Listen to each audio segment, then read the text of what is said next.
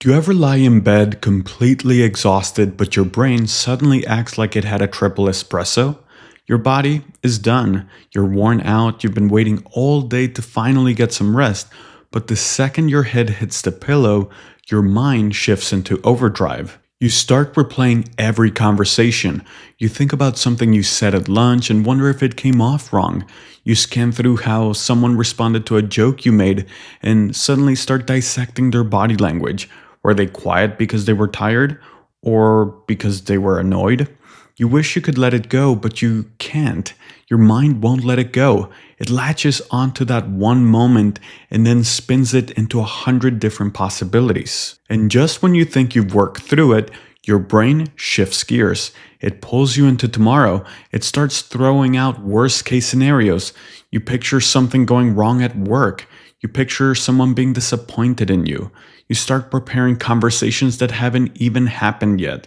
You ask yourself questions you can't answer, and instead of winding down, you feel like you're bracing for impact. Some nights, it's not even about anxiety, it's about fear, it's about control. You've spent the entire day doing things for other people, responding to messages, putting out fires, showing up even when you didn't want to. You've been pulled in 10 different directions, so now when the world finally quiets down and no one needs you, you want to claim something back. You want that time that belongs to you. So you scroll, you open your favorite app, you fall into the algorithm. You tell yourself, I just need a break, just 10 more minutes. But it's never 10 minutes. You check one more post, one more video, you read one more article, suddenly 90 minutes have passed and you're not even sure what you just saw. Your eyes feel heavy, but your brain feels wired. And now you're lying there overstimulated, overtired, and frustrated. You wanted rest, but instead, you look like you've been robbed of it. Other nights, it's not your thoughts that are the problem, it's your body. You toss and turn, you keep shifting positions. One moment the blanket is too warm, the next your feet are cold, you can't find a spot that feels just right. You turn over again, you flip the pillow, you adjust the sheet, you stretch. Nothing is working. Your body won't settle. It feels like it's buzzing, like you're carrying something, but you don't even know what it is. You check the time, you try to calculate how many hours of sleep you'll still get if you fall asleep right now. Then you check again 15 minutes later, and now your body is not just restless, it's agitated. Sleep isn't just something you fall into, it's something your mind and body have to feel safe enough to enter, and sometimes neither one feels safe. And here's what makes it more frustrating. The more you try to fall asleep, the harder it becomes. You tell yourself, I need to fall asleep now.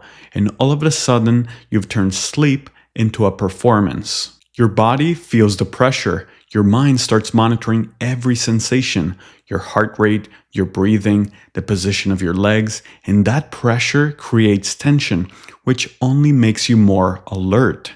This is the paradox. Sleep is one of the few things that becomes more elusive the more you chase it, and the harder you push, the more your body resists.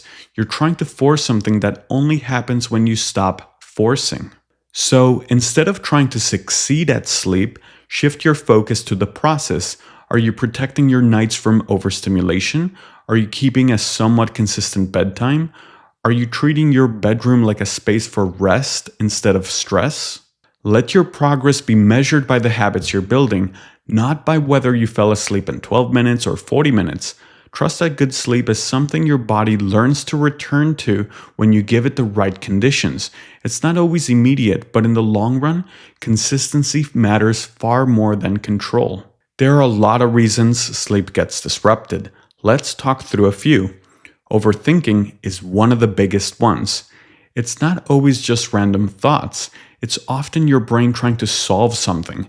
It wants to make sure everything is okay, that you didn't say the wrong thing, that tomorrow won't be a disaster. It's trying to prepare you, protect you, keep you from messing up. So it runs simulations. It plays through conversations, reactions, and outcomes. Your brain is searching for certainty. It thinks that if it spins long enough, it will find an answer that gives you peace. But peace doesn't come from solving everything. Peace comes from letting go of what can't be solved tonight. You can't know exactly what someone else is thinking. You can't guarantee that everything will go smoothly tomorrow. And as long as your brain is looking for those guarantees, it will keep spinning. This is where uncertainty exposure becomes important. It means sitting with the idea that you don't know and letting that be okay. You might say, maybe I said something awkward. Maybe I didn't. I don't know. And I'm not going to find the answer tonight. Or maybe tomorrow will be a little tough. Maybe it will go fine. I don't know. I'll deal with it when it comes. You're not pretending everything's okay. You're simply stepping away from the need to know, because that need is what keeps your brain on. And when your brain stops chasing certainty, your nervous system starts to quiet down. But sometimes overthinking isn't the issue. It's something more subtle, more overlooked.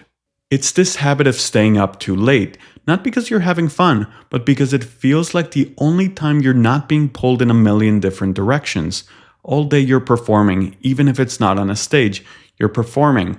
You're managing impressions, managing expectations, completing tasks, checking boxes, and when the evening finally comes, you don't want it to end because it's the only part of the day that feels like yours. So you stay up, you scroll, you binge, you delay it. It gives you a small sense of control, and that control feels good, but it also backfires because the more overstimulated your brain becomes, the harder it is for your body to wind down. And then you feel groggy the next day, and that grogginess makes the day feel heavier, so when night comes again, you want even more freedom and the cycle continues. It's not laziness, it's not irresponsibility, it's an attempt to get something back that feels lost. But real rest isn't scrolling until your eyes hurt. It's allowing your body to exhale. It's giving your mind quiet, not just distraction. One way to shift this is to rethink what freedom means. Freedom isn't staying up until 2 a.m. feeling drained and anxious. Freedom is creating a life where you don't feel like you're constantly surviving the day. It's protecting your energy so that tomorrow doesn't start on empty. You can start small. Set a time when you power down your screens.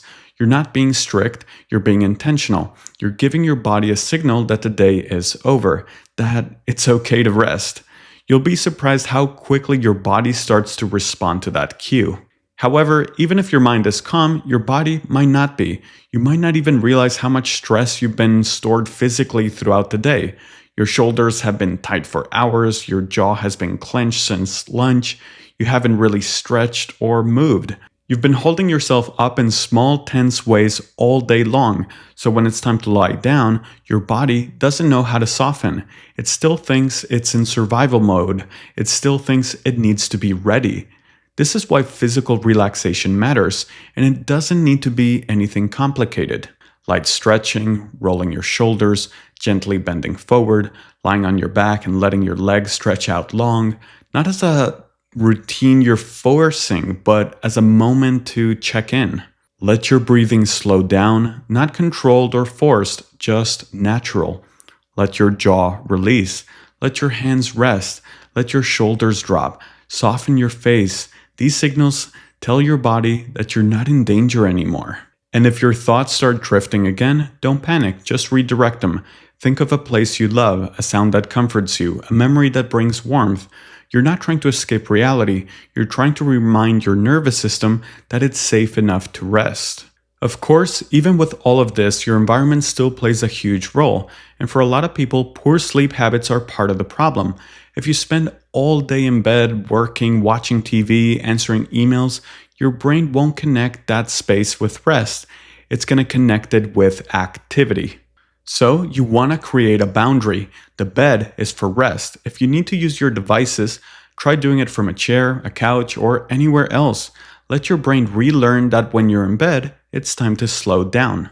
And keep your bedtime relatively consistent. It doesn't have to be exact, but try to stay within a 30 to 60 minute window each night, even on weekends. Because your brain operates on rhythms, and those rhythms affect how and when melatonin is released. If your sleep time is all over the place, your body won't know when to prepare for rest. Then there are the little things, but they matter more than most people realize. Keep your room dark, really dark. Even the glow from a clock or a hallway light can disrupt sleep. Also, lower the temperature slightly. A cooler room supports better sleep. Also, get sunlight in the morning. Step outside, even for a few minutes. Let your body register that the day has started. And in the evening, take a moment to step into the fading light. These cues anchor your internal clock. They let your body know what time it really is. All of these changes, though small, work together to rebuild your relationship with rest. So if you're lying awake night after night, wondering why sleep feels impossible, maybe ask yourself, am I chasing answers that can't be found tonight? Am I staying up to reclaim time only to feel more drained? Is my body holding tension it never got to release? Have I trained my mind to see bedtime as another task instead of a chance to restore? Sleep doesn't come from trying harder, it comes from letting go. Letting go of certainty, letting go of the day, letting go of the belief that everything has to be figured out before you close your eyes. You don't have to fix everything tonight. You don't need a perfect plan. This is a process, so please be a little kind to yourself when you're working on these sleep habits. If this video helped, please like, subscribe, and share it with someone who's caught in the same loop. You're not alone in this, and I hope truly that tonight you get some real rest.